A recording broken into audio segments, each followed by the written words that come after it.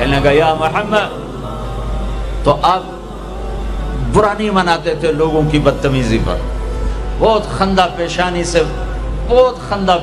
سے پیش آتے تھے.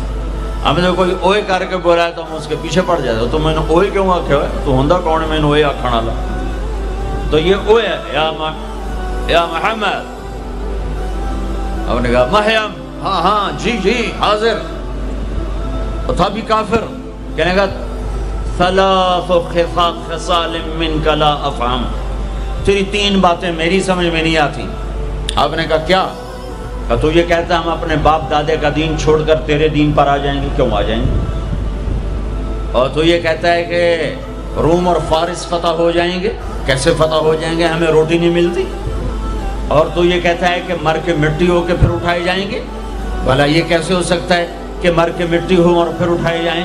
تو آپ مسکرائے اور آپ نے فرمایا لعل الحیات تطول بک، امید ہے تیری زندگی لمبی ہوگی. اور جب اللہ کے نبی کہتے تھے امید ہے تو وہ یقین ہوتا تھا.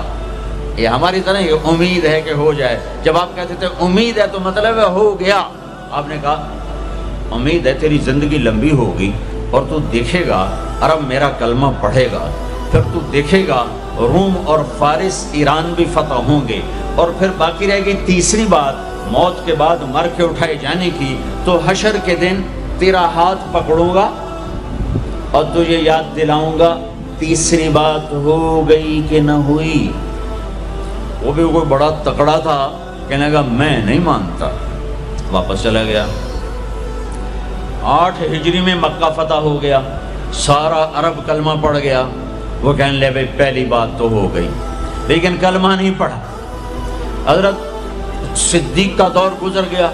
حضرت عمر کے دور کے درمیان میں آ کر ایران فتح ہوا اور روم فتح ہوا. تو کہنے لے بھائی دوسری بھی ہو گئی، اب تو تیسری بھی ہو ہی جائے گئی، چل ویلی ہن تم ہی کلمہ پڑھ لا. تو اس نے اپنی کھاری اٹھائی اور مدینے آ گیا، مسلمان ہو گیا. حضرت عمر رضی اللہ تعالیٰ عنہ کا جب آمنا سامنا ہوتا مسجد میں تو حضرت عمر اس کے لیے کھڑے ہو جاتے. تو لوگوں کو یہ تعجب ہوتا کہ معمولی آدمی ہے، اس کے لیے کیوں کھڑے ہو جاتے؟ تو پھر ایک دن حضرت عمر نے فرمایا کہ تم کہتے ہو گے کہ میں اس کے لیے کیوں کھڑا ہو جاتا ہوں.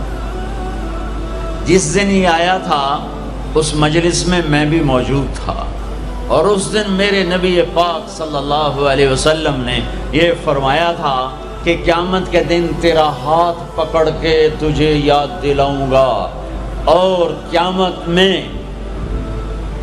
جس کا ہاتھ میرے نبی نے پکڑ لیا جنت میں داخل کرنے